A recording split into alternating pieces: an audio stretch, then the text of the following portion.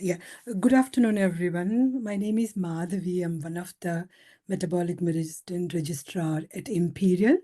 Last week, you had a talk on gas chromatography. This week, I'm talking about in depth about the liquid chromatography.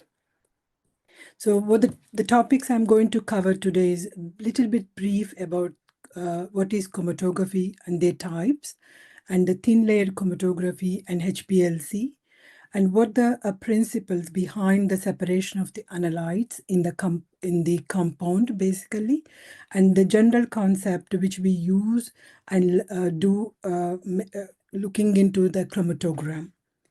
So going through the bit of history about the chromatography. So the definition of the chromatography is that a chromatography is a separation, a technique where we separating the components in the mixture because of the differential distribution between their in mobile phase and a stationary phase. The chromatography is first coined by a Russian botanist called Michael Sweat in 1903. He used the chromatography method to separate the plant pigments, and the column we used the calcium carbonate as like a stationary phase. And you know that the chromatography meaning is that basically is a color writing. In terms of the physical properties of the mobile phase, coming back to the chromatography, we will have either two phases. We will have both mobile phase and the stationary phase. And depending upon the physical properties of the mobile phase, we can divide the chromatography into three types. One is a liquid chromatography, which I'm going to talk about. Another one, gas chromatography, and the supercritical fluid, where we use the carbon dioxide as for the force to move forward the analyte. In terms of the way the stationary phase will be adhered to, it divided into the planar and the column. And the planar chromatography types are the two, paper chromatography and thin layer chromatography. And the column one, which we usually see most often, is HPLC. In terms of the the thin layer and the paper chromatography, because of the extensive development in HPLC, we are not using paper and thin layer anymore. But however, I think while you were in A school, you might have done small experiment in paper chromatography. And the thin layer chromatography and paper chromatography works on the similar principle where you take the stationary phase, as in paper is a Whatman paper, you use them. In terms of the thin layer chromatography, you take thin slurry of silica on top of the slide, which can be the glass or which can be the aluminum. And when you take the slide, you mark the slide on the bottom 1 centimeter from the bottom and the top 1 centimeter, and draw a pencil line. On the top of the pencil line, you put your whichever the mixture of the components you want to separate it. In similarly, same like in paper as well, where you put a mark on your, I think you might have done with a pen ink on the paper chromatography, but in thin layer, we use the mixture of the components that is your sample, basically. Either it can be a protein sample where you want to separate all the amino acids, or sometimes previously used to be the reducing sugars, or you can use the toxicology, the drug screens, where you can see the different of the drugs we could see on the thin layer. So once you put the sample on the thin layer, and you place them into your mobile phase, which is a liquid, it contains as a silica is on the stationary phase, which is highly polar. In mobile phase, you use the non-polar compounds and you place them in your mobile phase. And as the mobile phase moves forwards because of the capillary action, and your sample will be separated according to the polarity. If your sample has got a components which has got highly polar, which will be stick in the stationary force, because the stationary force itself is a polar, And if your the components in your mixture has got a more non-polar, it will move forward along with your your mobile phase, sorry, on your stationary phase. Then you could see that on the diagram, you could see the discrete bands of different components of your sample. So once you separating your sample, the components are separated in the mixture, then you can identify that which compound is that, which component has got in the mixture. Depending upon your retention factors. How do you calculate your retention factors? Is the distance traveled by the component. If you take a compound C, the traveling from your line of application to the it reached in your stationary phase. This is the distance you calculate them and divided by the how much the distance traveled by your solvent. If you look at your solvent, you can see the your mobile phase is moved up to the top end of your stationary phase. And depending upon the levels, because each compound has got a unique retention factors, and depending upon them, you can identify the compounds of your mixture. And next, we're discussing about the high performance liquid chromatography. The reason we call them high performance, because if you look at the normal liquid chromatography, where your mobile phase will flow depending upon the gravity, but in terms of the high performance, you are using your pump pushing the flow through your column. Hence is called high performance, also called high pressure, because up to around 400 the pressure of you use them in your HPLC method. The advantage of is the using this pump pressure by forcing your mobile phase through the column is that when the analyzing, you can reduce the analyzing time, and at the same time, when you're pushing through, when you're using the pressure to push through the mobile phase, the stationary phase, the particles in your column, you could use very small particles. If you're not using any pressure, if you use very small particles in your column, then that what will it cause? It causes the back pressure, and then it will retain all your mobile phase in the stationary phase rather than the flowing and eluting the samples. So hence the high performance is that when we push the mobile phase through the column, so we could use very small particle size. The particle size which we use in the high performance is the 3 to 10 micrometer. So that small particle size we use in the high performance. And also that is the reason we also call them as a high pressure, because as I told you that the pressure we use on the pump is around 400. So if you look at the components of your HPLC, most of you guys might have seen the HPLC machine in your lab, but just briefly, what the components of your HPLC, although the solvent says is 1 bottle, but majority of your HPLC will have at least 2 to 4 bottles of your mobile phase, where you have a different concentration of your mobile phase. And then the mobile phase pass through the pump, you inject your sample at the sample introducer, and your sample will pass through the HPLC with the forcing. And when the sample is passing through the HPLC column, you can see the separation of your components depending upon the separating the principles we use in the separation.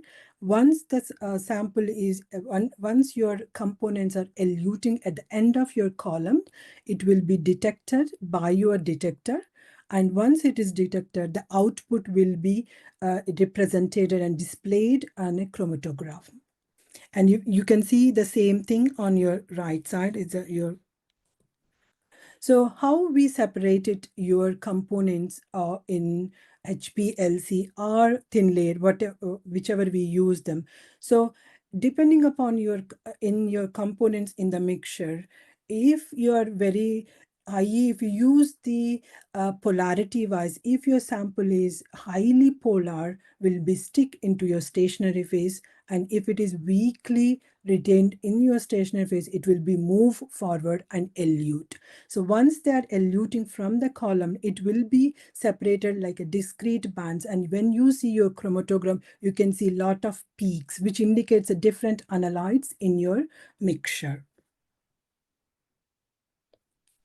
And also when you're looking at your peaks of your chromatogram, and the migration is depends upon your mobile phase. If your analyte spending less time on your mobile phase, and you will see few bands. So and when the sample, your analytes are coming out of the column, and when after detecting it, and the output comes as a chromatogram like this, and you can see a lot of peaks here. So, and depending, if you look at each peak is each analyte, and if each peak, and if you see the shape of your peak is as similar to Gaussian distribution. So in terms of the Gaussian distribution, you can see the 50% of your analyte will be in the middle, and the last 25% on your left side, and the 25% on your right side of your peak. So if you look at the peak curve, and which indicates that how much the time your analyte spent on the column. If you look at the last peak, you can see the peak curve is more comparatively on your middle one. That indicates that the analyte which is spend it most time on the column. And also it is proportional to your length of if your column length is very long, then you will have a peak width will be increased. And at the same time, inversely proportional to the flow rate of your mobile phase. If your flow rate is less, then you will have a less width. If your flow rate is higher, sorry, other way around. If your flow rate is higher, then you will have the width is more narrower. And if your flow rate is low, the width is longer. Normally in HPLC, we use around 1 mil per minute, the flow. So, and when you look at your chromatogram, the terms which we normally use is the retention time. You might have looked into the individual analyte has got their own unique retention time. So what it is retention time? So retention time is the time which taken the analyte once you introduced into the machine, and once it coming out of your elution. So basically is the length of the time from sample injection until the analyte reaches your detector. That is your retention time. As we discussed, each analyte has got a unique retention time. With that one, we can identify your analytes.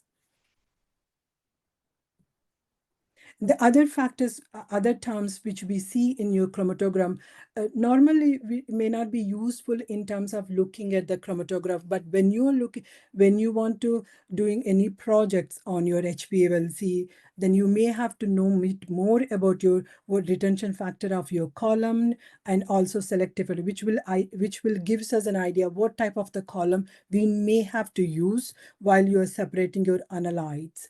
So coming back to the retention factors, what is your retention factors? Basically, the retention factor tells you how much your your analyte will be retained on your stationary phase comparing to the mobile phase.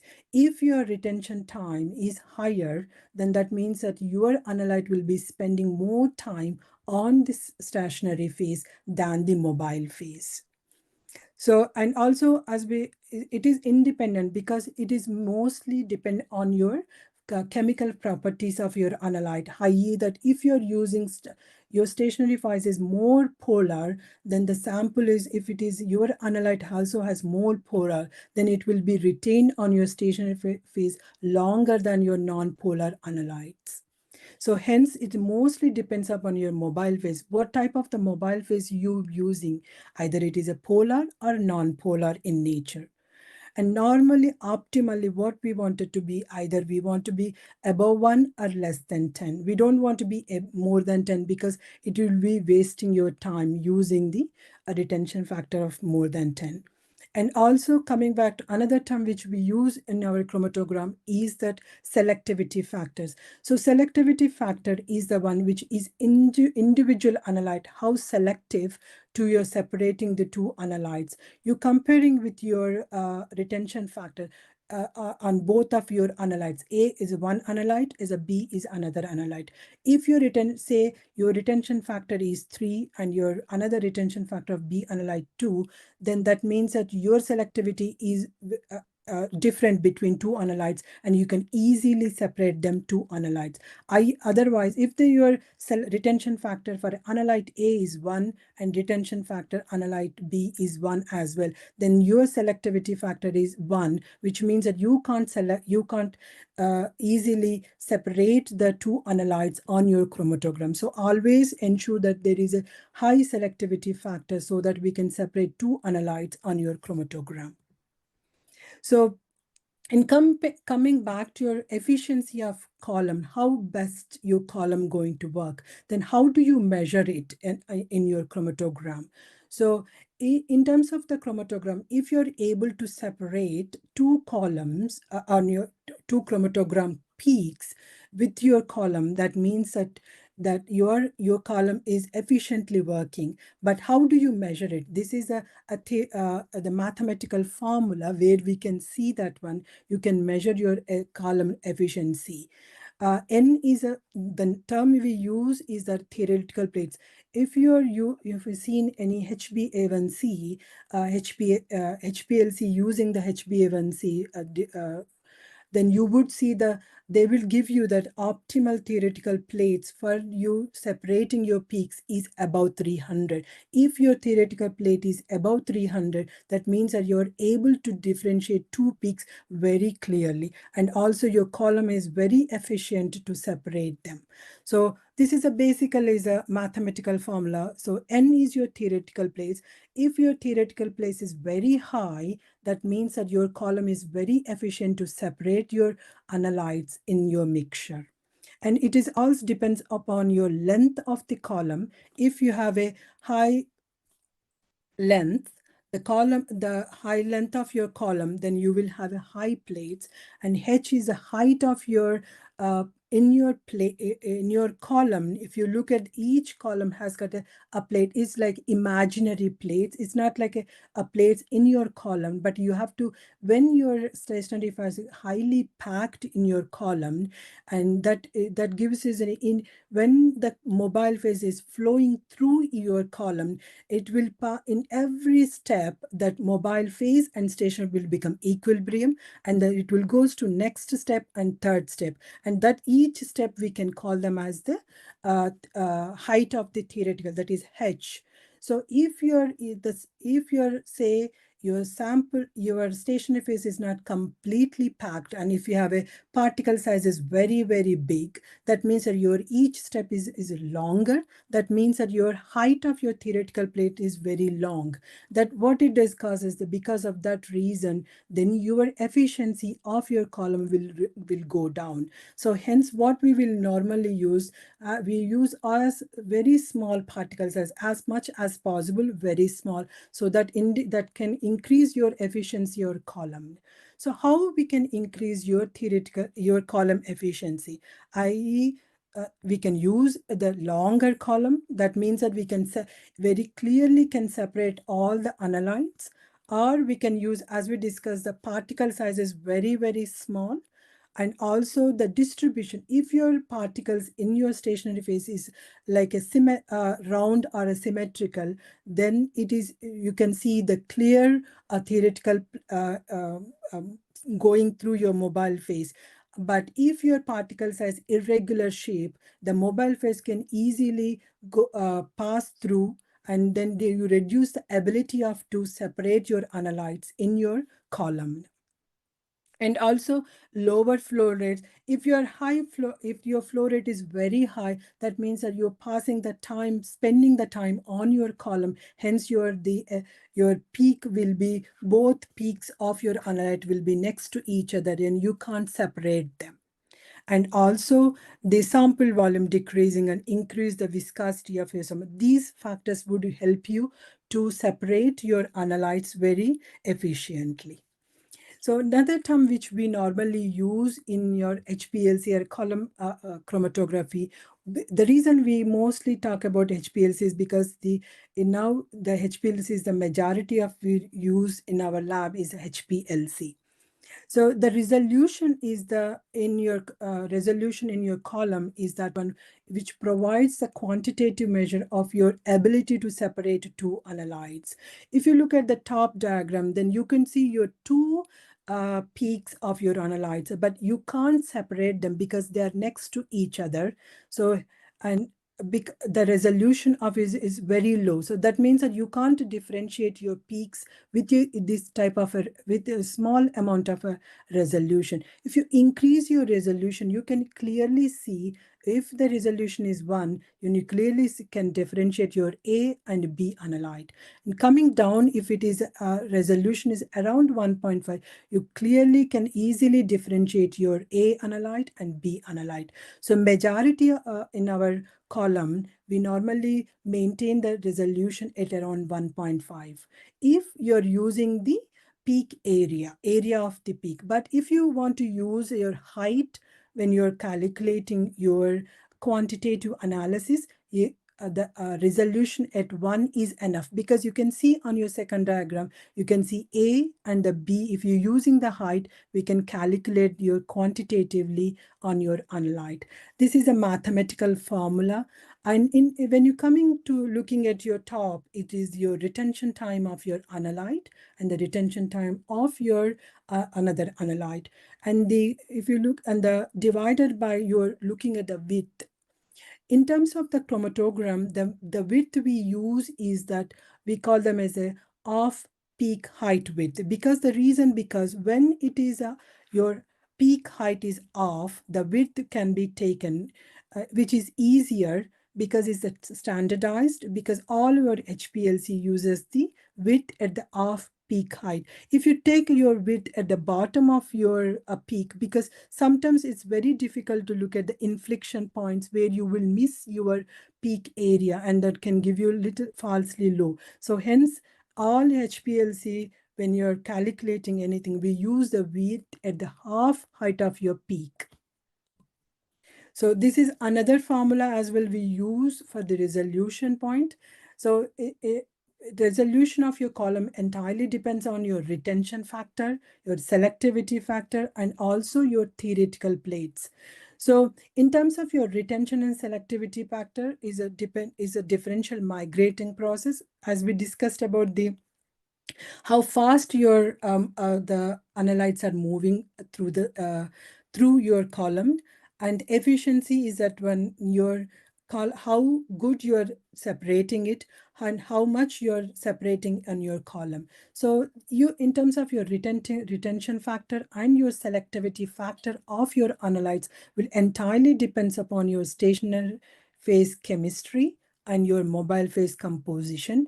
Whereas coming back to your column to separate it, it depends upon your flow of your mobile phase, your column dimension, and your particle size.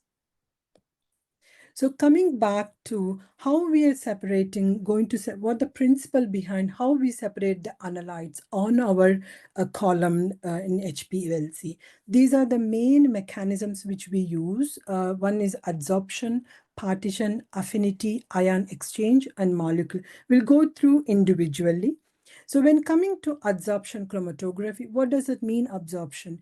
So in the stationary phase in your chromatography is completely solid, so that when your mobile phase passing through the solid, your stationary phase, the analyte is completely strongly adhere and absorb onto your solid phase, and whatever the components which are not absorbed onto your solid phase will be eluted first. Then once your analyte will be taken off from your solid from the stationary phase and will be eluted at the late, then will be calculated and quantified and qualified. How the analyte will be absorbed onto your solid stationary phase. These are the physical force which we use them, and in the electrostatic hydrogen bonding. These are the physical forces how your analyte will be absorbed onto your solid stationary phase. So coming back to the partition chromatography, which we normally see in thin layer chromatography and as well as in your HPLC chromatography, is basically is a solubility of your analytes in your mobile phase and as well as in your stationary phase. If your analyte is more soluble in stationary phase, that means it will be retained longer than the where analyte will be soluble in the mobile phase. If you are more soluble in the mobile phase, when it is passing through the column, it will elute first. Whereas if your analyte is soluble in stationary phase, it will come last.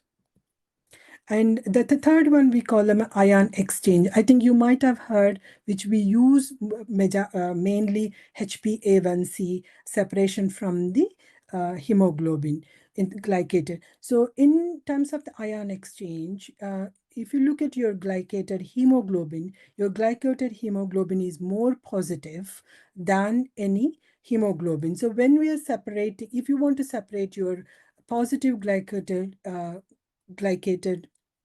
hemoglobin, what you have to do on your stationary column, here I'm putting the more positive, but in terms of you taking an example of your HbA1c, you use more negative ions on your column. So HbA1c, because being more positive, will be attaching to your strongly will attach to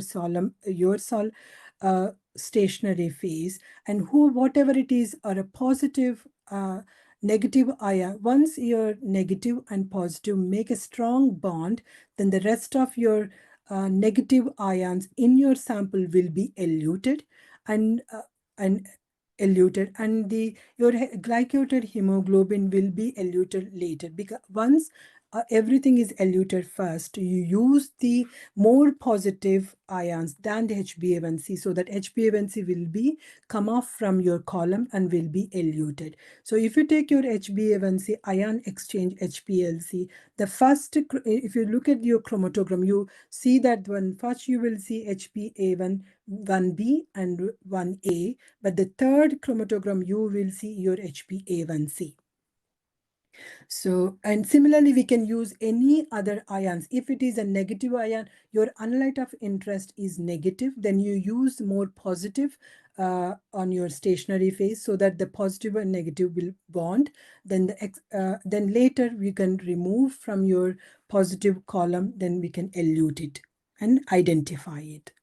So that the third and the fourth mechanism which we use, gel filtration chromatography. You might have heard regarding macroprolactin. So the gel filtration chromatography for the macro, it is a gold standard, where you use your stationary phase and your small molecules of in your sample will be trapped in your stationary phase, and the large molecule, the macroprolactin is because it's IgG bound prolactin, which is a big size, a higher Dalton, so hence will be elute first, comparatively small molecules.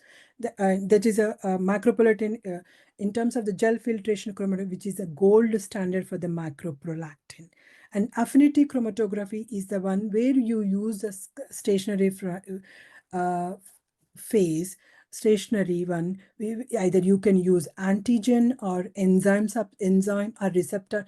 If your analyte of your interest has like a protein or amino acids, then we could use this stationary phase to make a ligand, so that, and if any other weakly attached to the stationary will be eluted first, and when the strongly attached to your ligand will be eluted at end. And you might have heard about the boronate affinity, the HbA1c. If you have any HbA variant, you might have used the boronate affinity. So where you would look at the all your glycated hemoglobin will have a cis-diol groups which will strongly adhere to the boronic acid on your stationary phase.